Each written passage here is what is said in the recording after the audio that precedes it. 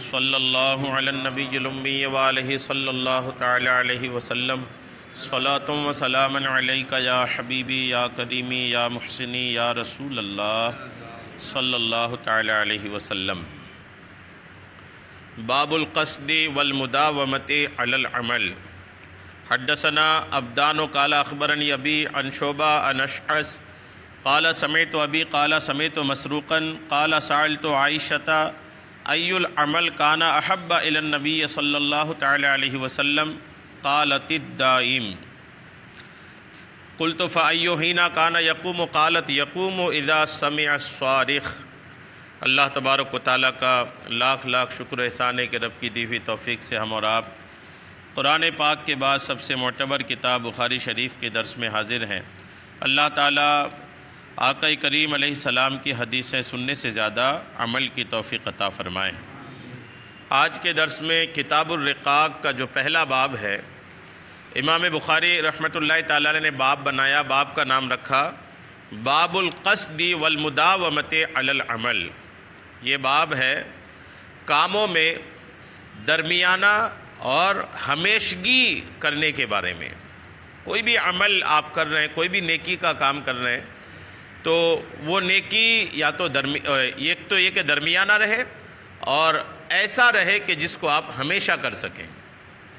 یہ امام بخاری نے باب بنایا، اور اس باب پر جو حدیث پاک لایا، دو حدیث پاک امام بخاری رحمۃ اللہ تعالیٰ علیہ نے لایا ہے، اور اس میں جو پہلی حدیث پاک ہے امام بخاری رحمۃ اللہ علیہ کی پیش کردہ، کہ ایک بندہ حضرت مسروق سے سنے، انہوں نے کہتے ہیں کہ میں نے سیدہ عائشہ صدیقہ رضی اللہ تعالیٰ عنہ سے پوچھا، کسی نے سیدہ عائشہ سے پوچھا کہ ای العمل کان احب الی النبی علیہ السلام، نبی علیہ السلام کے نزدیک کون سا عمل بہت پسند تھا، زیادہ پسند تھا، نبی علیہ السلام کو کون سا عمل زیادہ پسند تھا؟ تو سیدہ عائشہ صدیقہ رضی اللہ تعالیٰ عنہ کہتی ہیں کہ الدائم، وہ عمل جس کو ہمیشہ کر سکیں، وہ عمل جس کو ہمیشہ کر سکیں، وہ عمل اللہ کے رسول کو زیادہ پسند تھا۔ دوسری حدیث پاک ہے سیدہ عائشہ رضی اللہ تعالیٰ عنہ سے ہی روایت ہے، انہو قالت، وہ کہتی ہے کہ کانا احب العمل الی رسول اللہ، اللہ کے رسول کے نزدیک تمام اعمال میں پیارا عمل، محبوب عمل وہ ہے کہ الذی یدوم علیہ صاحبہ، کہ جس عمل کا کرنے والا اس پر ہمیشہ رہے۔ یہ عمل کے تعلق سے، عمل مطلب عبادت، کوئی بھی نیکی کا کام جو آپ کرتے ہیں وہ ہے عمل، نماز عمل ہے، روزہ عمل ہے، آپ تلاوت کر رہے ہیں وہ عمل ہے، یعنی جو بھی نیکی کا کام آپ کرتے ہیں وہ سارا کے سارا ایک عمل کے دائرے پر آتا ہے۔ تو اب عمل کون سا پسند ہے اللہ کے رسول کو؟ تو کلیئر یہ ہوا کہ وہ عمل جس پر آپ ہمیشہ رہ سکتے ہیں، جس کو آپ ہمیشہ کر سکتے ہیں، اللہ کو، اللہ کے رسول کو وہ عمل پسند ہے۔ ایسا نہیں کہ ایک جوش جذبہ خوب آیا اور بہت سارا کر لیے اور کل سے غائب ہیں، تو یہ اللہ کو پسند نہیں ہے۔ اللہ کو پسند یہ کہ آپ بہت سارا نہیں کرو، تھوڑا کرو، یہاں تک کہ ایک حدیث پاک کا ایک حصہ ہے کہ وہ انا احب الاعمال ادومها الی اللہ وان قل، کہ اللہ کے نزدیک اعمال میں وہ عمل اللہ کو زیادہ پسند ہے جس پر ہمیشہ ہو، وان قل، اگرچہ تھوڑا ہو، اگرچہ یعنی تھوڑا ہو لیکن ہمیشہ ہو، اللہ کو یہ پسند ہے۔ جیسے قرآن پاک کی تلاوت ہے، کسی دن جوش جذبہ آیا، پتہ چلا قرآن پڑھنے بیٹھے ہیں تو دو تین پارہ پڑھ لی اور تھک گئے، اگلے دن اب بیٹھنے کا جی نہیں کر رہا ہے، یار بڑا تھک گئے تھے کل۔ تو شروعات ہی تھوڑے سے کریں، اور اتنے سے کریں کہ کل بھی آپ اس کو کر پائیں، پرسوں بھی کر پائیں، نرسوں بھی کر پائیں، آپ کو اکتاہٹ نہ کہ یار تھوڑا سا تو لگتا ہے، 5 منٹ تو لگتا ہے، بس پڑھ لیں گے۔ تو یوں کوئی بھی عمل ہو، نفل نماز ہو، نیکی ہو، تسبیح ہو، درود شریف ہو، آپ کچھ پڑھنا چاہتے ہیں، اللہ کا ذکر کرنا چاہتے ہیں، جو کچھ بھی کرنا چاہتے ہیں، تھوڑے سے شروعات کریں، اور ایسا کریں، اتنا کریں جتنا کو آپ روز کر سکتے ہیں۔ یہ اللہ کو پسند ہے۔ ایک بہت سارا کر لینا پھر غائب ہو جانا یہ اللہ کو پسند نہیں ہے۔ تو ہمیشہ کریں، بھلے ایک رکوع پڑھیں، ایک پیج پڑھیں، ایک صفحہ پڑھیں قرآن پاک کی، لیکن روزانہ پڑھیں۔ ایک رکوع پڑھیں، 2 لائن پڑھیں، 3 لائن پڑھیں، لیکن اتنا کریں جتنے کو آپ ہمیشہ کر سکتے ہیں، یہ اللہ کو پسند ہے۔ ایک بہت پیاری بات اس سلسلے میں سمجھ میں آئی کہ اعمال میں جو ہے ایک تو درمیانہ روی، درمیانہ انداز ہو، اور دوسرا وہ عمل ہو جس کو آپ کنٹینیو کر سکتے ہیں، آپ اس عمل کو چنیے اور اس کو ہمیشہ کیجئے۔ یقین مانیے جس عمل کو آپ ہمیشہ کرتے ہیں نا، اس کا بہت فائدہ ہوتا ہے۔ قرآن پاک کی تلاوت ہی دیکھیے، پتہ چلا اگر مہینے میں آپ 4-5 دن کر رہے ہیں اور بہت زیادہ کر رہے ہیں، ایک یہ، اور ایک وہ بندہ جو 2-3 صفحہ پڑھ رہا ہے لیکن پورا مہینہ پڑھ رہا ہے، بہت فرق ہے۔ ہمیشہ جو آپ کر سکتے ہیں آپ اس کو کریں، اللہ کو بھی یہی پسند ہے اور اللہ کے رسول کو بھی یہی پسند ہے۔ اسی سے ملتی جلتی کئی ساری حدیث پاک ہے، اور تمام حدیثوں کا نچوڑ ہی یہی ہے کہ اللہ کو، اللہ کے رسول کو درمیانہ اور وہ عمل جس عمل کو آپ ہمیشہ کر سکتے ہیں وہ پسند ہے۔ اس کے بعد جو حدیث پاک ہے، امام بخاری نے باب بنایا، باب و حفظ اللسان، یہ باب ہے زبان کی حفاظت کے بارے میں۔ زبان کی جو حفاظت ہے، اس تعلق سے اس میں امام بخاری نے حدیثیں لائی ہیں۔ ان رسول اللہ صلی اللہ تعالی علیہ وسلم قال من یضمن لی ما بین لحییہ وما بین رجلیہ اضمن لہ الجنہ۔ یہ حدیث پاک دیکھیں، آقا کریم علیہ السلام فرماتے ہیں کہ جو شخص مجھے 2 داڑھوں کے بیچ کی اور 2 پیروں کے بیچ کی چیز کی ضمانت دے دے، میں اسے جنت کی ضمانت دیتا ہوں۔ آقا کریم کے بات کرنے کا انداز دیکھیں، آقا فرماتے ہیں 2 داڑھوں کے بیچ کی ایک چیز ہے، تم اس کی ضمانت دے دو، اور 2 پیروں کے بیچ ایک چیز ہے، تم اس کی ضمانت دے دو، یہ 2 چیز کی ضمانت تم دے دو، میں تجھے جنت کی ضمانت دے رہا ہوں۔ یعنی وہ 2 چیز کو اچھا رکھ لو، تمہارے لیے جنت ہے۔ یہ 2 چیز کون سی ہے؟ 2 داڑھوں کے بیچ جو ہے وہ ہے زبان، 2 داڑھوں کے بیچ جو ہے وہ ہے زبان۔ آقا نے فرمایا تم زبان کی ضمانت مجھے دے دو کہ زبان کا استعمال وہیں کرو گے جہاں اجازت ہے، اور جہاں اجازت نہیں ہے وہاں نہیں کرو گے، یا نیکی کے کام میں کرو گے، گناہوں کے کام میں نہیں کرو گے۔ تم زبان کی ضمانت مجھے دے دو، میں تجھے جنت کی ضمانت دوں گا۔ اور 2 پیروں کے بیچ شرمگاہ کی ضمانت بھی آقا نے مانگا کہ شرمگاہ کی حفاظت کرے، ناجائز کام نہ کرے، زناکاری بدکاری نہ کرے۔ تو آدمی اپنی شرمگاہ کی حفاظت کرے اور اپنی زبان کی حفاظت کرے، یہ 2 چیز کی حفاظت کرے۔ آقا کریم فرماتے تم یہ 2 چیز کی حفاظت کر لو، ہم تمہیں جنت کی ضمانت دے رہے ہیں۔ آج دنیا سب سے زیادہ بگاڑ جو ہے نا انہی 2 چیزوں سے ہے، یا تو آدمی زبان سے بگڑا ہوا ہے، یا شرمگاہ سے، بدکاریاں عام ہیں اس سے بھی بگڑا ہوا ہے۔ تو یہ 2 چیز کی حفاظت آدمی کر لے تو آقا کریم فرماتے ہیں کہ ہم اسے جنت کی ضمانت دیتے ہیں۔ اور اس کے بعد جو دوسری حدیث پاک ہے اسی باب کی، حضرت ابو ہریرہ کہتے ہیں کہ آقا کریم علیہ السلام نے فرمایا کہ من کان یؤمن باللہ والیوم الاخر، آقا فرماتے جو اللہ اور آخرت پر ایمان رکھتا ہے، یعنی جو مسلمان ہے، اس کے لیے چاہیے کہ فلیقل خیرن او لیصمت، کہ یا تو اچھا بولے یا چپ رہے۔ اگر آپ مسلمان ہیں، اللہ اور اس کے رسول پر، آخرت پر ایمان رکھتے ہیں، تو آپ کا طریقہ یہ ہونا چاہیے کہ آپ اگر بولنا چاہتے ہیں تو اچھا بولیں، اچھا بولنے کا موقع نہیں ہے تو خاموش رہیں۔ بلا وجہ بک بک بک بک کرنا یہ ایک مسلمان کی پہچان نہیں ہے۔ اور ومن کان یؤمن باللہ والیوم الاخر، اور جو اللہ اور آخرت پر ایمان رکھتا ہے، فلا یوز جارہ، تو وہ اپنے پڑوسی کو تکلیف نہ دے۔ ومن کان یؤمن باللہ والیوم الاخر، اور جو اللہ اور آخرت پر ایمان رکھتا ہے، فلیکرم ضیفہ، تو وہ اپنے مہمان کی تعظیم کرے۔ مہمان آیا ہے تو آپ اس کا احترام کریں، اس کی تعظیم کریں، یہ مومن کی پہچان ہے۔ اور مومن کی پہچان پڑوسی کو ستائے نہ، مومن کی پہچان کہ وہ بندہ بولے تو اچھا بولے، اچھا بولنے کا اگر نہیں ہے تو خاموش رہے۔ یعنی بلا ضرورت جو بولتے ہیں ان کے لیے بہت بڑا سبق ہے کہ آخرت میں نا ایسے لوگ بڑا پریشان رہیں گے کہ جو بلا وجہ بولتے ہیں۔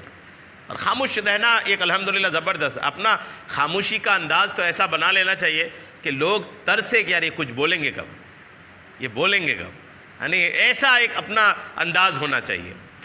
تو بہرحال چپ رہنا یہ بہت بڑی عبادت ہے۔ ابو بکر صدیق رضی اللہ تعالیٰ عنہ چپ رہنے کے لیے اپنے منہ میں پتھر رکھے رہتے تھے۔ صدیق اکبر رضی اللہ تعالیٰ عنہ اپنے منہ میں پتھر رکھے رہتے تھے اندر، کہ بولنا نہ پڑے، بولنے کے لیے پتھر نکالنا پڑے گا تو اتنی محنت کون کرے گا، پتھر منہ میں بولنا ہی نہیں ہے۔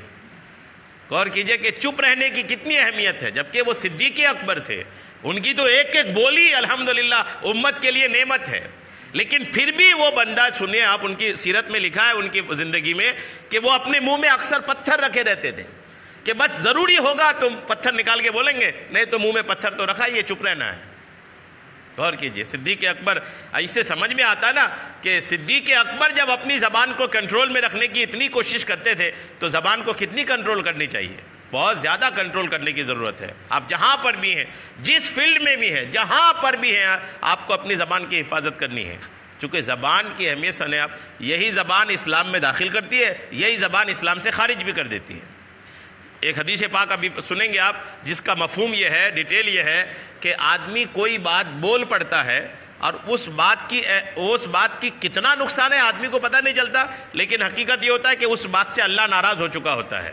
اور ایک مسلمان کوئی ایسی بات، اچھی بات بول دیتا ہے، آدمی کتنی اچھی بات بول گیا آدمی کو پتہ نہیں رہتا، لیکن اللہ راضی ہو جاتا ہے۔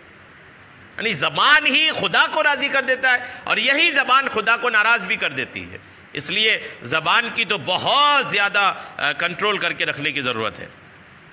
حضرت سیدنا عبداللہ ابن مسعود رضی اللہ تعالیٰ عنہ کے متعلق منقول ہے، حضرت عبداللہ ابن مسعود زبردست صحابی ہیں، حضور فرمایا کرتے تھے کہ اگر کسی کو قرآن سیکھنا ہے تو ان سے سیکھو، ایسے صحابی تھے یہ عبداللہ ابن مسعود۔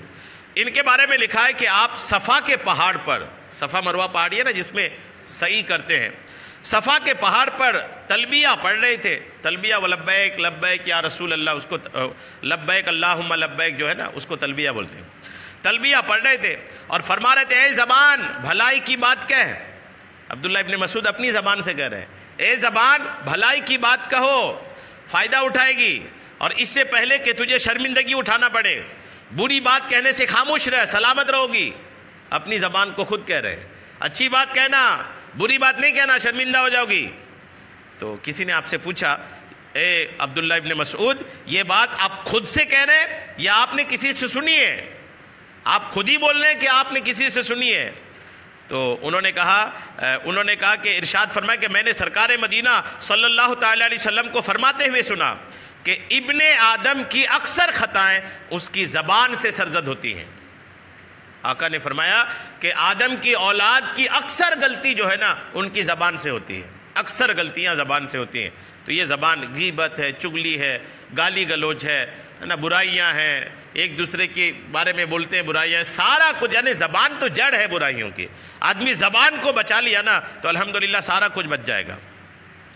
جو شخص مسلمانوں کی عزتوں کے متعلق گفتگو کرنے سے اپنی زبان کو روک لے، مسلمانوں کی عزت یعنی مسلمان کی کھلیاں اڑاتا ہے پیٹھ پیچھے، ان کے عزت پر بات کرتا ہے، ان کے خلاف باتیں کرتا ہے، تو جو مسلمان اپنی زبان کو دوسرے مسلمان کی عزت کے خلاف بات کرنے سے روک لے، اللہ تعالیٰ قیامت کے دن اس بندہ کی پردہ پوشی فرمائے گا۔ جب قیامت کے دن آئے گا تو اللہ اس بندے کے برائیوں پر پردہ ڈال دے گا، اور پردہ ڈال کر ان کی برائیاں چھپا کر کے اللہ اس کو جنت میں داخل کر دے گا۔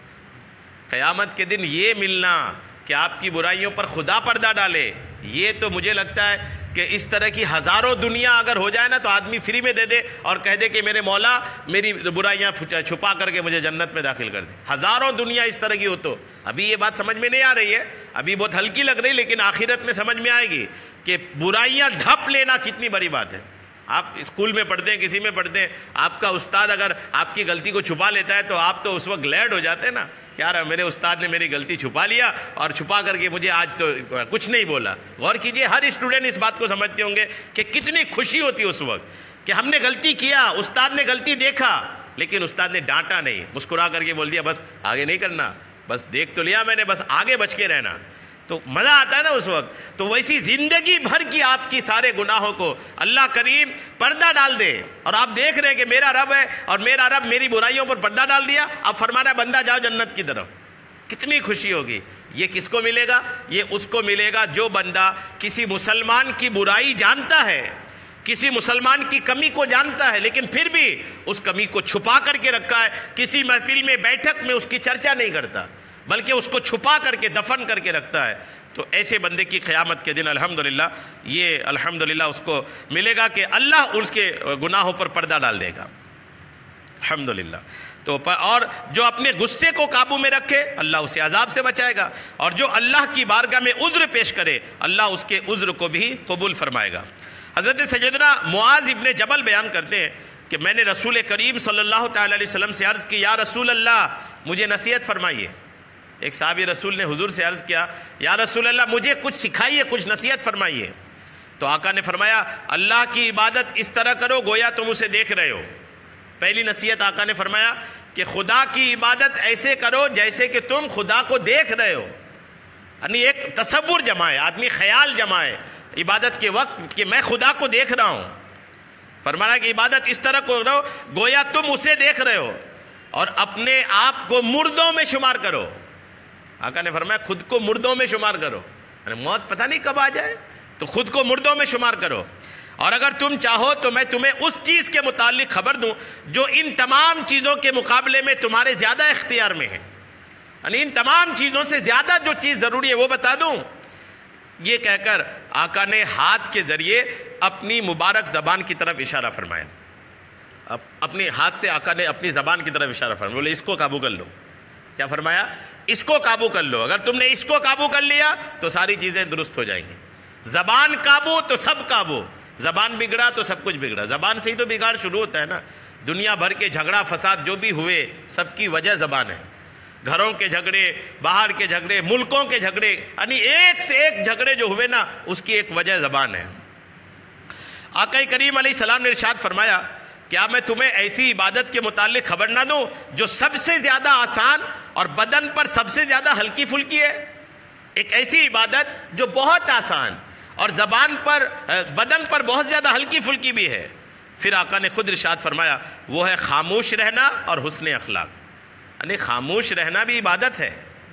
آقا نے کیا فرمایا کہ ایک عبادت کے بارے میں بتا رہا ہوں جو آسان ہے، اور آقا نے گنایا کس کو؟ خاموش رہنا، یعنی خاموش رہنا، چپ رہنا، یہ بھی عبادت ہے۔ بولنا بھی کبھی عبادت ہوتا ہے، جب اچھا بولے، جیسے میں بول رہا ہوں نیکی کی دعوت آپ لوگ کو دے رہا ہوں، یہ بولنا میری عبادت ہو رہی ہے۔ لیکن جہاں مجھے کوئی کام ہی نہیں ہے بلا وجہ، تو وہاں چپ رہنا عبادت ہے۔ جی ہاں، خاموش رہنا، جہاں بک بک کرنا ہے، جہاں فضول باتیں کرنی ہے، بلا وجہ کی باتیں کرنی ہے، تو وہاں بلا وجہ کی باتیں نہ کر کے اپنی زبان کو قابو رکھ کر خاموش رہنا، یہ بھی عبادت ہے۔ الحمدللہ۔ آقا کریم علیہ السلام فرماتے ہیں کہ جو اللہ اور آخرت کے دل پر ایمان رکھتا ہے اسے چاہیے کہ اچھی بات کہے یا خاموش رہے، اور اللہ اس بندے پر رحم فرمائے جو بات کرتا ہے تو فائدہ یعنی ثواب پاتا ہے، یا خاموش رہ کر سلامت رہتا ہے۔ بات کرے تو ثواب یعنی اچھی بات کرے، اور نہیں اچھی بات کرنے کا تو موقع تو چپ رہے۔ حضرت سیدنا عیسیٰ روح اللہ علی نبینا علیہ السلام سے عرض کی گئی ہمیں کوئی ایسا عمل ارشاد فرمائیے جس کے ذریعے ہم جنت میں داخل ہو جائیں۔ عیسیٰ علیہ السلام سے کسی نے پوچھا کہ ہمیں کوئی ایسا کام بتائیے کہ جس کے ذریعے ہم جنت میں داخل ہو جائیں، تو عیسیٰ علیہ السلام نے ارشاد فرمایا کبھی بھی نہ بولو۔ عیسیٰ علیہ السلام نے کیا فرمایا؟ کبھی بھی نہ بولو، بالکل بولنا بند کر دو۔ عرض کی گئی حضور ہم اس کی طاقت نہیں رکھتے، ایک دم نہیں بولیں گے تو کیسے کام چلے گا، ہمارا کام کیسے چلے گا؟ ہم اس کی طاقت نہیں رکھتے کہ ایک دم چپ ہو جائیں۔ تو ارشاد فرمایا عیسیٰ علیہ السلام نے کہ اگر بالکل چپ نہیں رہ سکتے ہو تو بھلائی کی بات کے سوا کچھ نہ کہو، بولنا ہے تو بھلا بولو نہیں تو چپ رہو، اچھی بات بولنے کا موقع ہے تو ٹھیک ہے بول لیا، اچھی بات ختم ہو گئی تو خاموش ہو جاؤ۔ غور کیجئے پہلا جواب دیکھیے عیسیٰ علیہ السلام کا کہ پوچھا گیا کہ کوئی ایسا کام بتائیے کہ ہم جنت میں چلے جائیں، تو پہلا جواب تو یہی تھا کہ بالکل نہ بولو، چپ ہو جاؤ، خاموش ہو جاؤ، بدن پہ اپنی زبان پہ تالا لگا لو۔ پھر جب انہوں نے کہا حضور اتنا تھوڑی ہو سکتا ہے کہ بالکل بولے ہی نہ کچھ تو بولنا ہی پڑے گا، تب جا کر کے جواب کا ایک پہلو نکالا۔ یہ جواب نہیں تھا، جواب یہی تھا کہ چپ ہو جاؤ۔ اس کے بعد ایک پہلو نکالا کہ اچھا ٹھیک ہے مکمل چپ اگر نہیں رہ سکتے ہو تو اچھی بات ہو تو بولو نہیں تو خاموش رہو۔ غور کیجئے زبان کو کنٹرول میں رکھنے کی کتنی اہمیت ہے۔ حضرت سلیمان علیہ السلام اللہ کے نبی ہیں، انہوں نے ارشاد فرمایا کہ اللہ عز و جل اگر اللہ کی فرما برداری پر گفتگو چاندی کی مثل ہے تو اس کی نافرمانی سے خاموش اختیار کرنا یہ سونے کی طرح ہے۔ یعنی اللہ کی فرما برداری پر بات کرنا یہ سونے کی طرح ہے، اور اللہ کی نافرمانی بولنے سے چپ رہ جانا، اللہ کی فرما برداری پر بات کرنا یہ چاندی کی طرح ہے۔ اللہ کی فرما برداری پر بات کرنا یہ چاندی کی طرح ہے، اور اللہ کی نافرمانی بولنے سے اپنی زبان کو روک لینا یہ سونے کی طرح ہے۔ یعنی بول کر کے آدمی جتنا فائدے میں نہیں رہا اس سے زیادہ فائدے میں آدمی خاموش ہو کر کے رہا۔ غور کیجئے، تو نافرمانی تو اپنی زبان پہ آنا ہی نہیں چاہیے۔ حضرت سیدنا برا بن عازب رضی اللہ تعالیٰ عنہ بیان کرتے ہیں کہ ایک دیہاتی بارگاہ رسالت میں حاضر ہوا۔ آقا کے پاس ایک دیہاتی آیا اور عرض کی کہ مجھے کوئی ایسا عمل ارشاد فرمائیے جس کی وجہ سے میں جنت میں داخل ہو جاؤں۔ تو آقا نے فرمایا بھوکے کو کھانا کھلاؤ، ایسا عمل بتائیے کہ میں جنت میں جاؤں. تو آقا نے فرمایا پہلا بھوکے کو کھانا کھلاؤ، دوسرا پیاسے کو پانی پلاؤ، چوتھا تیسرا نیکی کا حکم دو اور برائی سے منع کرو. 3 چیزیں تو آقا نے فرما دیا. اور اس کے بعد فرمایا کہ اگر ان کاموں کی طاقت نہیں رکھتے، بھوکے کو کھانا نہیں کھلا پاؤ، پیاسے کو پانی نہ پلاؤ، نیکی کا حکم نہ دے پاؤ، برائی سے منع نہ کر پاؤ، اگر یہ کام نہیں کر پاؤ نا، تو بھلائی کے بات کے علاوہ کچھ کہنے سے اپنی زبان کو روک لو، جنت میں چلے جاؤ گے. یعنی ہر آدمی تھوڑی کھلا پلا سکتا ہے، ہر آدمی تھوڑی نیکی کی دعوت دے سکتا ہے. آقا نے فرمایا وہ 3 کام اگر نہیں کر پاتے ہو تو ایک کر لینا. بس کیا کرو گے؟ بھلا ہے تو بولنا ہے، نہیں تو خاموش رہنا ہے. ایسا کر لیا تو جنت میں چلے جاؤ. غور کیجئے کہاں گئی بڑی بڑی عبادتیں. آقا تو فرما رہے زبان حفاظت میں رکھ لو، جنت میں چلے جاؤ گے. آقا کریم علیہ السلام کا فرمان ہے کہ خیر کے علاوہ، بھلائی کے علاوہ کوئی بات کہنے سے اپنی زبان کی حفاظت کرو، کیونکہ اس کے سبب تم شیطان پر غالب آ جاؤ گے. اگر شیطان پر جیتنا ہے تو اپنی زبان کو قابو میں رکھنا ہے. آقا فرماتے ہیں کہ اللہ تعالیٰ ہر کہنے والے کی زبان کے پاس ہوتا ہے. یہ غور کیجئے، آقا فرماتے ہیں ہر کہنے والے کے پاس میرا رب کریم ہوتا ہے. لہٰذا بندے کو اللہ سے ڈرنا چاہیے اور غور کرنا چاہیے کہ وہ کیا بول رہا ہے. خدا آپ کے ساتھ ہے، آپ کیا بول رہے ہیں، آپ کا خدا سن رہا ہے. اس لیے اپنی زبان کو کتنا کنٹرول میں رکھیں. آقا فرماتے ہیں جب تم مومن کو بہت خاموش رہنے والا اور انتہائی باوقار دیکھو تو اس سے قریب ہو جاؤ، کیونکہ اسے حکمت عطا کی گئی ہے. آقا نے کیا فرمایا کہ جو مسلمان کم بول رہا ہے، حضور فرماتے ہیں کہ اس کے ساتھ رہنا شروع کر دو. جو کم بول رہا ہے اس کے ساتھ رہنا شروع کر دو. کیوں؟ اس لیے کہ کم وہ بولتا ہے جس کو اللہ حکمت عطا کرتا ہے. حکمت جس کو ملی نا تو وہ خاموش رہے گا. بڑوں کے جتنے بڑے بزرگ ہیں ہمارے، دیکھیں آج بھی بڑے بزرگوں کو دیکھیں گے تو وہ خاموش ہی رہتے ہیں، اکثر خاموش رہتے ہیں. کسی نے کچھ بولا، جواب دیے، پھر خاموش ہو گئے. بلا وجہ بک بک کرنے والے کسی بزرگ کو دیکھا نہیں گیا. مومن کی زبان اس کے دل کے پیچھے ہوتی ہے. امام غزالی رحمۃ اللہ علیہ کیا کہتے ہیں، دیکھیں مومن کی جو زبان ہوتی ہے نا وہ دل کے پیچھے ہوتی ہے. دل اوپر، اس کے نیچے زبان ہوتی ہے. یعنی بظاہر تو دل زبان تو یہاں منہ میں ہے اور دل تو یہاں ہمارا لیفٹ سائڈ میں ہے، لیکن در حقیقت آدمی مومن اگر ہے تو اس کی زبان دل کے نیچے ہوتی ہے. کیسے دل کے نیچے ہوتی ہے وہ سنیے. مومن کی زبان اس کے دل کے پیچھے ہوتی ہے. کیوں؟ اس لیے کہ جب وہ کسی چیز کے بارے میں بات کرنے کا ارادہ کرتا ہے تو اس کے بارے میں پہلے اپنے دل میں غور کرتا ہے، پھر اپنی زبان پر بولتا ہے. تو پہلے دل آیا نا. کوئی بھی بات کرنی ہے تو پہلے اپنے دل پہ غور کیا کہ یار بولنا ہے کہ نہیں بولنا ہے، پھر دیکھا نتیجہ کہ نہیں بولنے سے فائدہ ہوگا تو پھر زبان بولتی ہے. تو مومن کا دل پہلے ایکٹیو ہوتا ہے، پھر زبان ایکٹیو ہوتی ہے.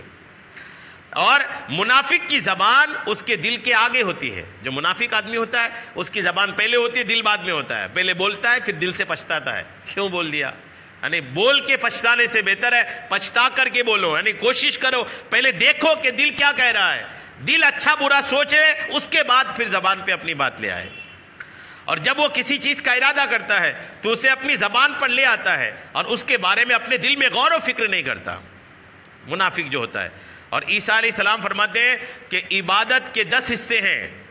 عیسیٰ علیہ السلام فرماتے ہیں عبادت کے 10 حصے ہیں جن میں سے 9 خاموشی میں ہیں.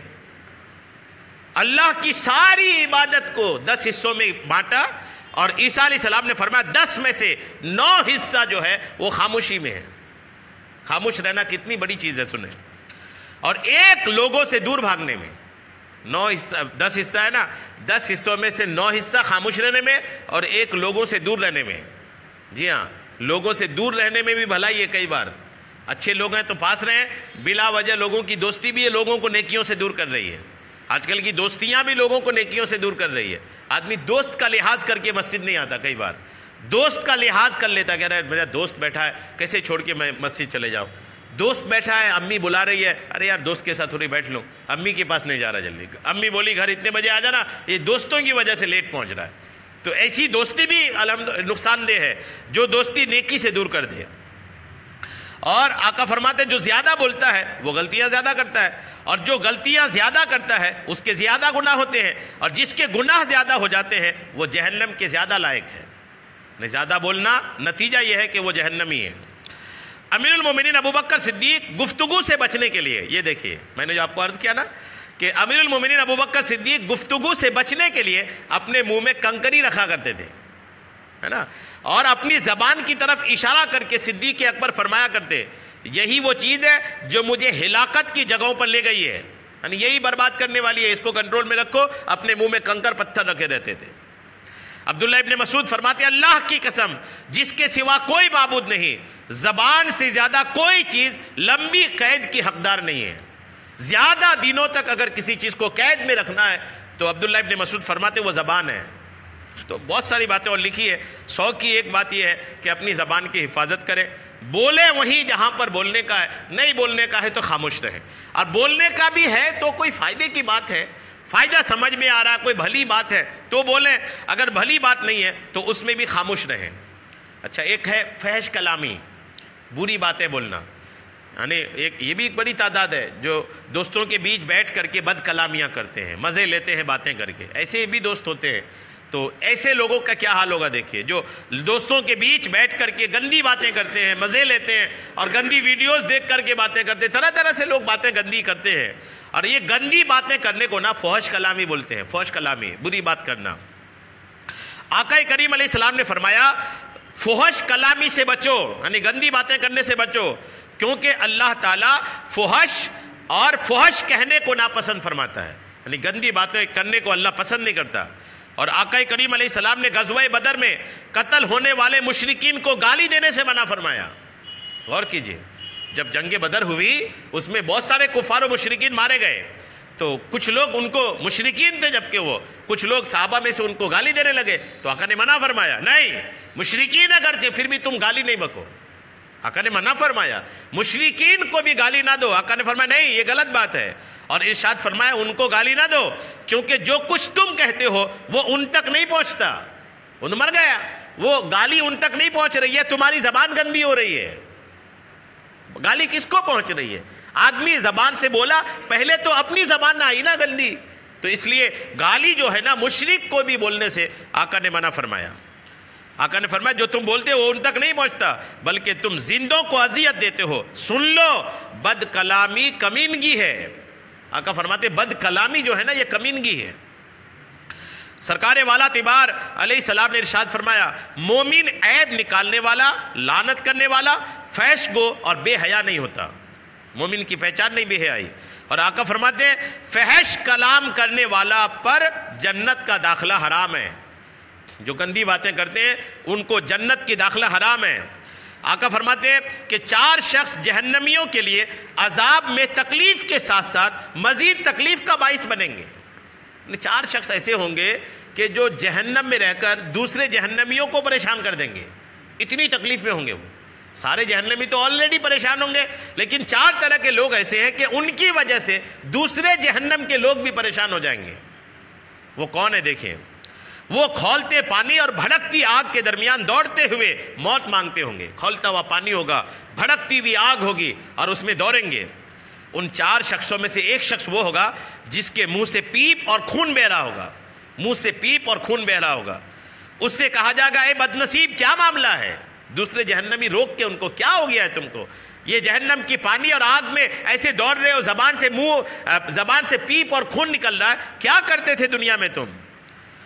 ایسا تم اتنے تکلیف میں ہو کہ تمہاری تکلیف کی وجہ سے ہمیں تکلیف ہو گئی۔ وہ شخص کہے گا کہ میں وہ بدنصیب ہوں جو ہر فحش یعنی گندی بات اور خبیث بات کو دیکھ کر ایسے لذت اور ایسے مزہ اٹھاتا تھا جیسے فحش کلامی سے لذت اٹھائی جاتی ہے، یعنی بری باتیں بول کر مزے لیتا تھا۔ ایسا آدمی ہوں میں۔ تو جو گندی باتیں کر کے مزے لیتا ہے نا، تو قیامت کے دن ان پر اتنی سخت عذاب ہوگی۔ سیدنا عائشہ صدیقہ رضی اللہ تعالیٰ نے ارشاد فرمایا اے عائشہ، فحش گوئی اگر انسانی شکل میں ہوتی تو سب سے برے آدمی کی صورت میں ہوتی۔ تو فحش کلامی بھی نہ کریں اور اپنی زبان کی حفاظت کریں۔ درود پاک پڑھیں، اللہم صلی علی سیدنا شفیعنا حبیبنا مولانا محمد بارک وسلم، صلاۃ و سلام علیک یا حبیبی یا کریمی یا محسنی یا رسول اللہ صلی اللہ تعالی علیہ وسلم۔ اس کے بعد جو امام بخاری نے باب بنایا، اس کی ایک حدیث پاک لیتے ہیں اور پھر انشاءاللہ اپنے درس کو سمیٹتے ہیں۔ باب بنایا امام بخاری نے، باب کا نام رکھا البکاء من خشیت اللہ، اللہ کے خوف سے رونا۔ اللہ کے ڈر سے رونا. یہ اس پر ایک حدیث پاک امام بخاری نے لایا. عن ابی ہریرہ عن النبی علیہ السلام قال سبعۃ یظلھم اللہ رجل ذکر اللہ ففاضت عیناہ. جب قیامت کا دن ہوگا نا تو صرف ایک ہی جگہ سایہ ہوگا. اتنے بڑے محشر کے میدان میں جہاں پر آدم کی ساری اولاد ہوگی, سارے جانور بھی ہوں گے, اتنے بڑے میدان میں صرف ایک ہی جگہ سایہ ہوگا. وہ سایہ کہاں ہوگا؟ اللہ کے عرش کے نیچے. اللہ کا عرش ہوگا اور عرش الہی کے نیچے سایہ ہوگا, باقی کہیں نہیں ہوگا. تو اس حدیث پاک میں دیکھیے کہ 7 لوگ ایسے ہیں جن کو اللہ کریم اپنا سایہ عطا فرمائے گا عرش الہی. 7 طرح کے لوگوں کو اللہ کریم عرش الہی کا سایہ عطا فرمائے گا. اور ان 7 میں ایک کا ذکر اس حدیث پاک میں ہے. ان 7 میں سے ایک وہ آدمی ہے جس کے سامنے اللہ کا ذکر کیا جائے تو ان کی آنکھوں سے آنسو آ جائے. اللہ کا ذکر کیا جائے تو آنکھوں سے آنسو رواں ہو جائے, آنسو بہنے لگے. خدا کی یاد میں بندہ روئے تو ایسا آدمی قیامت کی اس تپتی دھوپ میں جب عرش الہی کے علاوہ کہیں سایہ نہیں ہوگا تو اللہ کریم وہاں پر ان کو سایہ عطا فرمائے. الحمدللہ. تو اللہ کا ذکر کر کے آدمی کو رونا نصیب ہو, یہ بہت بڑی اللہ کی نعمت ہے, بہت بڑی نعمت ہے. رونے والی آنکھیں اللہ سے مانگنی چاہیے اللہ کی بارگاہ میں. تو یہ کہ رونا تو ایک تو درلبھ چیز ہو گئی. مجھے لگتا ہے کہ کوئی خدا کی یاد میں رو رہا ہے, تنہائی میں ہو, اکیلے میں ہو, تہجد میں اٹھ کر ہو, یا قرآن پاک کی تلاوت کر رہے ہیں, اللہ کا ذکر کر رہے ہیں, اور اللہ کو یاد کر کے, اپنی آخرت کو یاد کر کے, خدا کی وجہ سے بندہ آنسو کے چند قطرات اگر گرا دینا, یقین مانے کہ بہت ساری راتوں کی عبادت سے بہتر ہے کہ آدمی خدا کے لیے چند قطرے رو لے. جی ہاں, چند قطرے رو لے. اللہ کو یہ اتنی پسند ہے کہ کوئی برسوں اگر رات کو عبادت کر رہا ہے, رو نہیں رہا ہے خدا کے لیے, اور کوئی بندہ بیٹھ کر کے چند لمحہ خدا کے لیے رو دیا, تو یہ رونا میرے رب کو بہت پسند ہے. روایتیں دیکھیے کہ اللہ کے لیے رونا, اللہ کرم فرمائے کہ یہ صفت عطا فرمائے. حضرت حسن رضی اللہ تعالیٰ عنہ سے مروی ہے کہ آقا کریم علیہ السلام نے حضرت عائشہ رضی اللہ تعالیٰ عنہ کی گود میں سر رکھا. آقا کریم یعنی بیوی کی گود میں سر رکھ کر سونا یہ سنت بھی ہے, ایک محبت کا یہ انداز ہے کہ یہ ایک محبت کا طریقہ ہے کہ آدمی اپنی بیوی کے گود پر سر رکھ کر کے سو رہا ہے. آقا کریم علیہ السلام کئی بار ایسا کیے تھے. آقا سیدہ عائشہ کی گود میں سر رکھ کر آقا سو گئے, اور آقا کو اونگ آ گئی, نیند آ گئی. تھکے ہوں گے تو آقا کریم کو نیند آ گئی. جب نیند آ گئی تو سیدہ عائشہ رضی اللہ تعالی عنہا اسی وقت جب آقا کریم آپ کے جانگ میں گود میں سر رکھ کر سو رہے ہیں, سیدہ عائشہ اس وقت آخرت کو یاد کر کے رو پڑی. آخرت کو یاد آئی سیدہ عائشہ کو اور رونے لگی. جب روئی تو آنسو گرے, اور جب آنسو گرے تو ظاہر سی بات ہے گود میں آقا کا مبارک چہرہ ہے تو آنسو گریں گے کہاں؟ آقا کے چہرے میں. جیسے ہی آقا کے چہرے میں آنسو گرے نا تو حضور کی آنکھ کھل گئی. آنسو جو ہوتا ہے نا یہ گرم ہوتا ہے بہت, آنکھوں سے جو آنسو نکلتے ہیں اس کو دیکھیں تو کافی گرم ہوتا ہے. یہ جب آقا کے چہرے پر گرے تو آقا کی نیند کھل کے, گرم پانی اگر سوتے ہوئے چہرے میں گرے تو ظاہر سی بات ہے نیند کھل جائے گی. آقا کی نیند کھل گئی. آقا نے فرمایا عائشہ کیوں روتی ہو؟ آقا نے فرمایا دیکھا عائشہ رو رہی ہے. آقا نے فرمایا کیوں رو رہی ہو؟ عرض کی حضور آخرت کو یاد کر کے روتی ہوں. یا رسول اللہ آخرت کی یاد آ رہی. غور کیجئے کہ اللہ کے سب سے بہترین پیغمبر کی بیوی ہے, اللہ کے سب سے افضل مخلوق کی سب سے بہتر بیوی ہے, وہ بھی سیدہ عائشہ آقا کی بیویوں میں سب سے چہیتی بیوی ہے. وہ بیوی کہہ رہی ہے کہ یا رسول اللہ مجھے آخرت کی یاد آ رہی ہے. ہم لوگوں کا کیا حال ہے, غور کیجئے ہم لوگوں کا کیا حال ہے. وہ جو آپ نے حدیث سنا تھا نا کہ قیامت سے پہلے اچھے لوگوں کو اٹھا لیا جائے گا, صرف کچرا باقی رہے گا. تو یہ سب دیکھ کے تو لگ رہا ہے کہ کچڑا ہی باقی ہے. ان کو اللہ کی کوئی پرواہ نہیں, اور جب یہ بندے اللہ کی پرواہ نہیں کریں گے تو اللہ بھی بے نیاز ہے ان بندوں سے. مارے جاؤ, کٹے جاؤ, پریشان رہو, کچھ رہو, کوئی ان کی خیر خبر نہیں ہوتی. جی ہاں, حالات تو ایسے ہی دکھ رہا ہے نا. کس بندے کو آخرت کی یاد آتی؟ بولیے ہم سب یہاں بیٹھے ہیں, ہم میں سے کس کو کبھی آخرت کی یاد آئی ہے, قبر کی یاد آئی ہے؟ خود سے آئی, خود سے کئی بار کئی چیزوں کی یاد آتی ہے نا. ارے یار کام نہیں لگ رہا ہے, کاروبار نہیں ہو رہا ہے, طبیعت اچھی نہیں, کئی چیزوں کی یاد خود آتی ہے. لیکن کبھی کسی کو آخرت کی یاد آئی کیا؟ کسی کو اپنی قبر کی یاد آئی کیا؟ اللہ ماشاءاللہ آتی بھی ہوگی, میں نہیں کہتا کہ نہیں آتی ہوگی, لیکن کس کس کو آتی ہے ہم سب اپنا حساب خود کریں.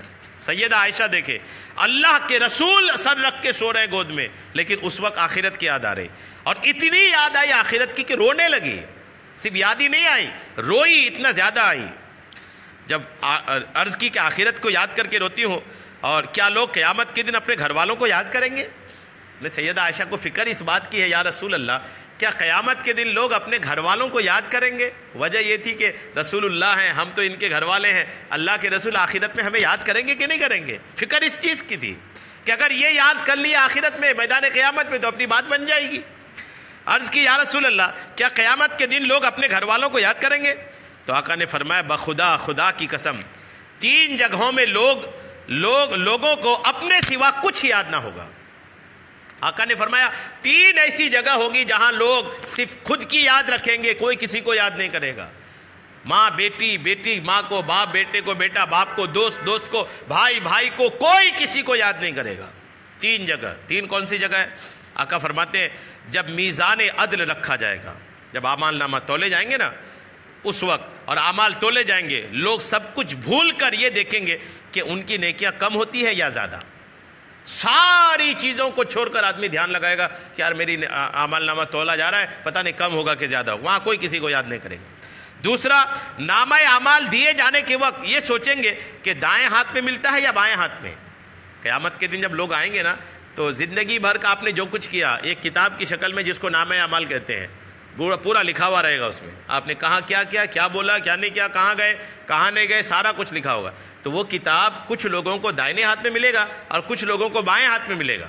جب نامہ اعمال کی تقسیم کاری ہوگی تو اس وقت لوگوں کو بہت بڑی ٹینشن یہ ہوگی کہ کس ہاتھ میں ملتا ہے۔ کیوں؟ اس لیے کہ اگر نامہ اعمال دائیں ہاتھ میں مل گیا تو سمجھیے آپ کا بیڑا پار ہے۔ یہ پہچان ہوگی قیامت کے میدان کی کہ اگر دائیں ہاتھ میں مل گیا تو سمجھ جائیے آپ کا نامہ اعمال اچھا ہے، اگر بائیں ہاتھ میں ملا تو آپ مشکل میں پھنس سکتے ہیں۔ مشرکین کو تو ان کے ہاتھ سینے سے پھاڑ کر باہر نکال کر کے پیچھے دیا جائے گا، وہ پڑھ بھی نہیں پائیں گے بیچارے۔ اہل ایمان جو ہوں گے ان میں جو نیک ہوں گے ان کو دائیں ہاتھ میں، اور جو بد ہوں گے ان کو بائیں ہاتھ میں۔ تو جب نامہ اعمال تقسیم ہوگا نا تو سب سوچیں گے کہ کس ہاتھ میں دیا جاتا ہے۔ اور تیسری جگہ جہاں پر کوئی کسی کو یاد نہیں کرے گا، آقا فرماتے پل صراط سے گزرتے ہوئے لوگ سب کچھ بھول جائیں گے۔ جب سامنے پل صراط ہوگا کہ اب گزرنا ہے تو سارے کے سارے لوگ جو ہے نا وہ یہ سوچیں گے کہ یار کیسے گزرا جائے، کوئی پھنس تو نہیں جائے گا، گر تو نہیں جائیں گے، ہر بندے کی یہی سوچ ہوگی۔ اللہ کرم فرمائے۔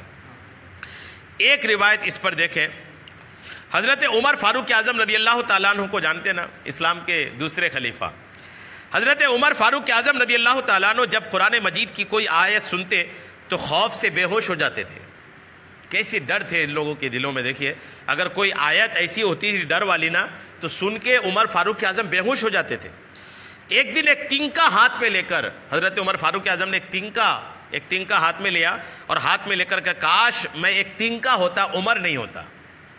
اپنے بارے میں کہہ رہے ہیں کہ کاش میں نہیں ہوتا، میں ایک تنکا ہوتا، کوئی قابل ذکر کوئی چیز نہ ہوتا، یعنی کاش میں ایسی کوئی چیز نہیں ہوتا کہ میرا ذکر کیا جائے، کوئی قابل ذکر نہ ہوتا، کاش مجھے میری ماں نہ جنی ہوتی۔ عمر فاروق اعظم کہتے کاش میری ماں نے مجھے پیدا ہی نہیں کی ہوتی، بس ایسی میں رہتی۔ اور خوف خدا سے آپ اتنا رویا کرتے تھے کہ آپ کے چہروں پر آنسوؤں کے بہنے کی وجہ سے 2 سیاہ نشان بن گئے تھے، کالے نشان بن گئے تھے۔ اتنا روتے تھے کہ دونوں طرف آنسو بہہ کر کے دونوں گالوں میں کالے نشان پڑ گئے تھے، اللہ کے لیے اتنا روتے تھے۔ آقا کریم علیہ السلام نے فرمایا جو شخص خوف خدا سے روتا ہے وہ جہنم میں ہرگز داخل نہیں ہوگا۔ اسی طرح جیسے کہ دودھ دوبارہ اپنے تھنوں میں نہیں جاتا، دودھ ایک بار تھن سے باہر نکل کر کے واپس نہیں جا سکتا نا، ویسے ہی خوف خدا میں رونے والا جہنم میں نہیں جا سکتا۔ غور کیجیے، دقائق الاخبار میں ہے کہ قیامت کے دن ایک شخص کو لایا جائے گا، جب اس کے اعمال تولے جائیں گے تو برائیوں کا پلڑا بھاری ہو جائے گا۔ جب اس کے اعمال نامے تولے جائیں گے تو برائیوں کا جو پلڑا ہے وہ بھاری ہوگا، برائیاں زیادہ ہو جائیں گی، نیکی کم ہو جائے گا۔ چنانچہ اسے جہنم میں ڈالنے کا حکم ملے گا، لے جاؤ اس کو جہنم میں ڈال دو۔ اس وقت اس کی پلکوں کا ایک بال، جب فیصلہ ہوگا کہ جہنم میں چلے جاؤ، اس وقت اس بندے کی پلکوں کا، آنکھوں کی پلکوں کا ایک بال، آنکھوں کے پلکوں میں اتنے بال ہوتے نا، اس میں سے ایک بال اللہ کی بارگاہ میں عرض کرے گا، اے رب ذوالجلال، تیرے رسول نے فرمایا تھا کہ جو اللہ تعالیٰ کے خوف سے روتا ہے اللہ تعالیٰ اس پر جہنم کی آگ حرام کر دیتا ہے۔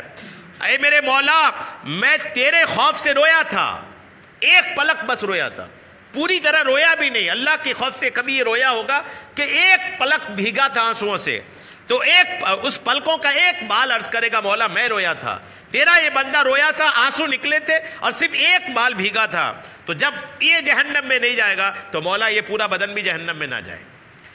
تو اللہ تعالیٰ کا دریائے رحمت جوش میں آئے گا، جب یہ بات آنکھوں کی پلکوں کا ایک بال کہے گا نا تو اللہ کی دریائے رحمت جوش میں آئے گا، اور اس شخص کو ایک اشک بال کے بدلے، صرف ایک بال کے بدلے جو رویا تھا اللہ کے لیے، جہنم سے بچا لیا جائے گا۔ الحمدللہ جہنم سے بچا لیا جائے گا۔ اس وقت حضرت جبریل، جب اتنا بڑا معاملہ ہوگا نا کہ یار جہنم کا فیصلہ ہو گیا تھا اور بخشا گیا، وہ بھی صرف ایک بال کی وجہ سے، تو بڑا معاملہ ہو گیا، یہ اتنی بڑی بات ہو گئی ہے کہ حضرت جبریل اس وقت اعلان کریں گے محشر میں، جوش میں آ کر حضرت جبریل اعلان کریں گے، لوگوں محشر کے لوگوں سن لو، یہ بندہ صرف ایک بال کی وجہ سے نجات پا کر کے جنت میں جا رہا ہے۔ اعلان ہوگا، یعنی ایک تہلکہ مچ جائے گا محشر کے میدان میں، محشر کے میدان میں ایک اتھل پتھل مچ جائے گا کہ بندہ حساب و کتاب کے بعد جہنم میں جا چکا تھا، بس ایک بال جو خدا کے لیے رویا تھا اس کی وجہ سے یہ جنت میں جا رہا ہے۔ غور کیجئے خدا کے لیے رونے کی کتنی اہمیت ہے، دعا کرنی چاہیے، کوشش کرنی چاہیے۔ آپ یہاں وہاں کی دعائیں کرتے نا، تو بزرگان دین کی دعاؤں میں ایک دعا یہ بھی ہوتی تھی کہ اللہ ہمیں رونے والی آنکھیں عطا فرمائے۔ جس کو رونے والی آنکھیں مل گئی نا تو الحمدللہ ان کی دنیا اور آخرت سنورتی نظر آئے گی۔ اللہ کریم ہم سب کی نیکیوں کو قبول فرمائے اور رونے والی آنکھیں عطا فرمائے، آمین بجاہ النبی الامین صلی اللہ تعالی علیہ وسلم۔